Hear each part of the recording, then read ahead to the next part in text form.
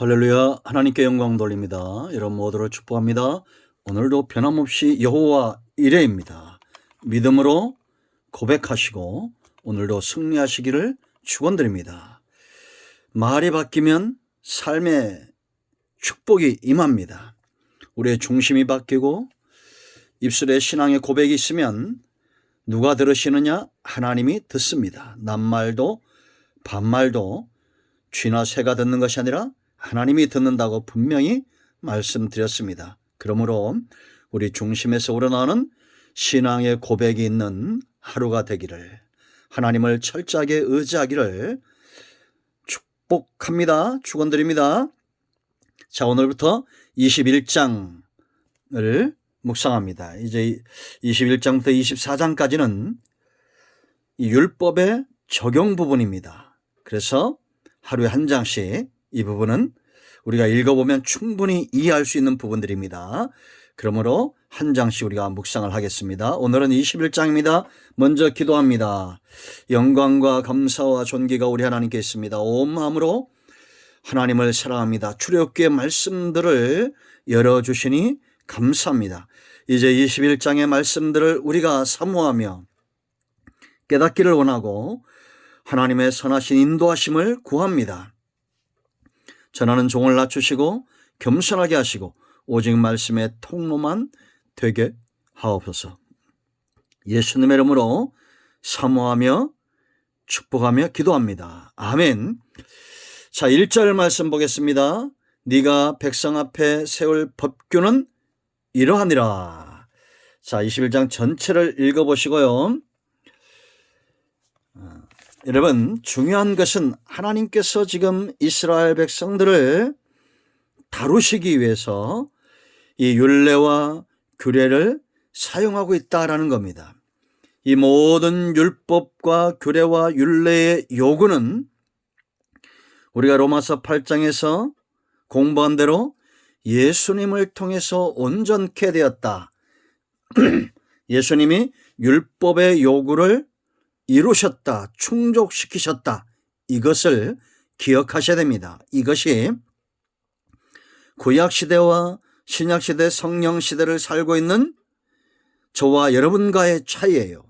우리는 모세 시대에 살았던 그 백성들이 누리지 못했던, 그들은 아침과 저녁으로 상번제를 드리고 제물을 잡아서 그들의 죄를 속죄하며 오실 메시아를 기다렸지만 우리는 이미 오셔서 십자가에서 번제의 제물, 속죄의 제물, 화목제의 제물, 속건제의 제물, 소제의 제물이 되신 예수님으로 인하여 율법의 요구가 이루어진 축복을 누린다라는 겁니다. 말이 어려운 것 같지만 이제 우리의 행위로 율법의 요구를 온전케 하는 것이 아니라 예수님을 믿음으로 온전케 된다라는 겁니다. 그렇지만 중요한 것은 하나님께서 율법을 통해서 저와 여러분에게 깨닫게 하고자 하시는 이 율법에 대한 성도들의 책임이 있겠죠. 우리가 이것을 범함으로 오는 죄에 대한 책임은 이미 예수님이 감당했지만, 그러나 하나님의 말씀은 땅에 떨어져 없어지지 않습니다. 우리는 이 말씀대로 살고자 순종해야 되고, 그러다 넘어지면 양과 소와 염소의 피가 아닌 주의 보혈을 의지하여 하나님 앞에 나아가 중심으로 회개하는 것이 중요하다라는 겁니다. 우리 안에 계신 성령이 저와 여러분과 함께하여 하나님의 말씀의 요구, 율법의 요구가 이루어지도록 우리를 이끌어 가신다라는 것, 이것이 우리가 성도가 누리는 놀라운 축복이다라는 겁니다. 그러므로 잘 보셔야 됩니다. 이 말씀을 잘 묵상하면 그렇게 어려운 것이 없어요. 중요한 것은 하나님이 지금 이스라엘 백성들뿐만 아니라 저와 여러분을 온전한 하나님의 소유 삼기 위해서 법과 규례를 정하셨다라는 겁니다. 세상의 법과 다른 거죠. 그러므로 우리가 여러분 이 율법 말씀을 가까이 함으로 이제는 하나님의 백성화 되어 간다라는 겁니다. 제가 전에도 한번 말씀드렸죠. 여러분, 간첩이 이 대한민국으로 넘어오면, 탈북해 오면 뭐 합니까? 적응하는 훈련 기간이 있죠. 그러면서 이제는 대한민국화, 북에 있었던 그 모든 것들을 다 속에서 중심에서 끄집어내고 이제는 한국에 살게 하는 겁니다. 여러분, 북한뿐만 아니라 중국에서 오신 분들도 많죠. 외국에서 오신 분들이 많은데 한국에서 몇 년 살다 보니까 이제는 어디가 더 편해졌어요? 한국이 훨씬 더 편해진 겁니다. 자기 고향에서 좀 열악하죠. 속된 말로 좀 못 사는 나라에서 수십 년 살아왔지만 잘 사는 한국에서 수년 산 그 삶이 이들을 더 평안하게 하고 만족시킨다라는 거죠. 우리가 여러분 세상에서 살아왔던 세월들, 원수 마귀에게 속아서 살았던 세월들, 그 세월이 아무리 길어도 주의 은혜 아래, 날개 아래, 말씀 아래, 하나님의 선하신 뜻 아래 붙들려 사는 하룻밤이 그 모든 것을 잊게 하는 겁니다. 변화산에서 예수님과 함께했던 베드로의 체험을 보세요.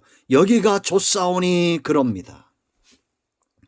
하나님 나라로 이민 오시길 축원드립니다. 이제 우리는 점점 하나님의 말씀을 듣고 묵상하고 규례와 율례를 힘써 지킴으로 하나님의 백성화로 변화되어져 가는 삶을 살아야 된다라는 겁니다. 자, 21장에 드러난 이 하나님의 마음을 보세요. 우리가 규례나 율법을 몰라서 못 지키는 것이 아니라 하나님의 이 긍휼의 마음, 이 율법 속에 나타나 있는 자기 백성들을 향한 하나님의 마음을 알 때 우리는 기쁨으로 감사함으로 이 율법의 이 말씀에 매이기를 원하는 것입니다. 하나님의 마음이 잘 드러나 있어요. 약자들에게 흘러가는 이 하나님의 마음을 보세요. 가장 먼저 뭘 다루느냐? 종들을 다룹니다. 1절로 11절에 남종과 여종의 문제를 다루죠. 지금도 하나님의 마음은 약자들에게 있다는 걸 아셔야 됩니다.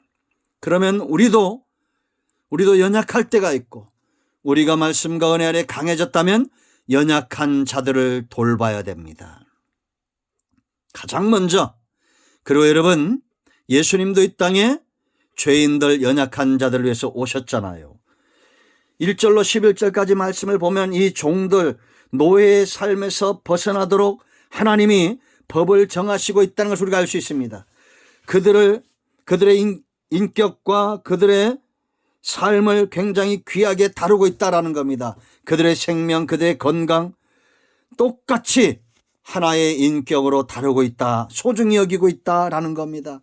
여러분 자세히 읽어보세요. 2절 말씀을 보면 7년째에는 자유인이 되게 했고 기쁨으로 이들이 상전에 노예가 되기를 원했다면 또 그 길도 제시한 거예요. 6절 말씀들 읽어보세요.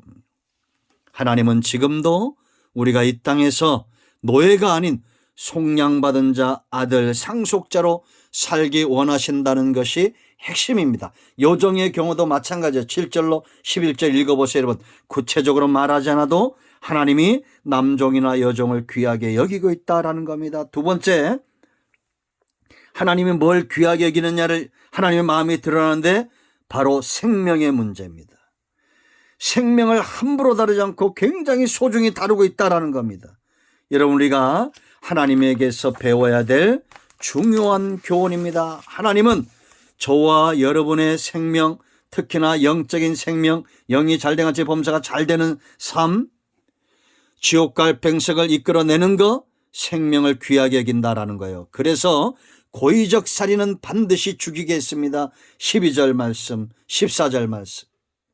사람이 그 이웃을 고의로 죽였으면 너는 그를 내 제단에서라도 잡아내려 죽일지니라. 무서운 말씀이죠. 제단, 하나님 앞에 예배하는 자들 가운데 살인자가 있다면 그들을 끄집어내서 죽이겠다는 거예요. 이 구약의 율법이죠. 그러나 지금도 하나님은 살인하는 자들을 기뻐할 리가 없습니다. 하나님과의 영적 단절이 오는 거예요. 그리고 반드시 죽일 자, 부모를 치는 자, 15절 17절 부모를 저주하는 자 반드시 죽이게 했습니다. 반대로 그러면 부모를 위하고 섬기고 부모를 복되게 하는 자, 그들은 이 땅에서 장수하고 복을 받는다는 것은 성경의 약속입니다. 부지 중에 사람을 죽였어도 하나님은 그들의 그 상태, 죄 지은 상태를 회복하고 치유하기 위해서 도피성을 마련하셨다라는 것. 13절. 그리고 반드시 죽일 죄 16절에 유괴하는 자, 사람을 납치한 자, 그런 자들 팔았든지 납치했든지 팔았든지 자기 수하에 두었든지 그를 반드시 죽이라라고 말했습니다. 여러분, 우리가 납치하는 거 문제가 있습니다. 그 사람 파는 거 굉장히 심각한 죄입니다. 이들을 반드시 죽이게 했어요. 수하에 둔다는 거. 그러므로 여러분, 우리는 생명을 귀하게 여겨야 돼요. 생명의 문제 함부로 다루면 안 됩니다. 그를 저주하고, 우리가 이런 5장에서 봤죠. 미련한 자라 말하고 나가라, 이건 미련한 자라는 뜻이랬죠. 이런 자들, 살인하는 자들 반드시 죽이겠다. 그리고 짐승, 특히 여기는 소가 언급되는데, 소가 받을 때 28절 29절 말씀 보면 소도 죽이고 받는 버릇이 있음에도 불구하고 그대로 방치했다면 그 주인도 죽이게 했어요. 참 무서운 거죠. 다시 말하면 이만큼 하나님이 생명을 귀하게 여겼다는 것은 그만큼 사람들을 사랑하셨다라는 겁니다. 그리고 반드시 보상하게 했어요. 상해 18절로 19절, 낙태 이런 반드시 보상하는 거. 그리고 23절 25절 말씀 보면 생명에는 생명으로, 눈에는 눈으로, 이에는 이로, 손은 손으로, 발은 발로, 된 것은 된 것으로, 상하게 한 것은 상함으로, 때린 것은 때림으로 갚아라라고 말했습니다. 반드시 공평과 정의가 흐르겠다라는 겁니다. 그리고 종들을 상하게 했을 때도 그 보상으로 놓아주게 했고 그 벌을 받게 했습니다. 재물에 대한 거 33절로 36절 읽어보세요. 이런 특별히 여기는 이제 짐승이나 소가 나왔는데 그만큼 귀한 거죠. 반드시 돈으로나 또 소로나 갚겠다라는 겁니다. 여러분, 하나님의 마음이 어디 있는가가 보여야 됩니다. 영혼을 귀하게 여기고 그 가운데서 특별히 연약한 자들을 위하시고 그들의 재물을 귀하게 여기는 것, 생명을 소중히 여기시는 이 하나님의 마음을 우리가 할 때 기쁨으로 이 법에 따르게 되어 있습니다. 여러분, 대선 후보들이 공약을 지킬까요? 능력이 있어도 마음이 없으면 지키지 않습니다. 사람은 그런 겁니다. 그러므로 여러분, 앞으로 실망하지 마세요. 그러나 하나님 앞에서 우리는 실망할 것이 없을 겁니다. 왜냐? 이렇게 조목조목 구체적으로 조직적으로 영혼의 귀함과 생명을 소중히 여기시는 분이기 때문입니다. 그렇다면 이제 우리도 그리스도화, 하나님 나라 백성화 되어져 가야 됩니다. 대한민국 사람 편합니다. 일본 사람 편합니다. 중국 사람 표건합니다. 유럽 사람들 표건합니다. 푸틴도 표건하죠. 시진핑도 표건하고 다 표건합니다. 하나님 나라, 저와 여러분 그리스도인으로 표가 나야 됩니다. 아멘. 할렐루야. 이제 내일은 22장으로 갑니다. 이런 모두를 축복합니다. 기도합니다. 하나님, 이 말씀대로 되게 하옵소서. 우리 가운데 마음이 상한 자, 병든 자 치유하시고 회복시켜 주시옵소서.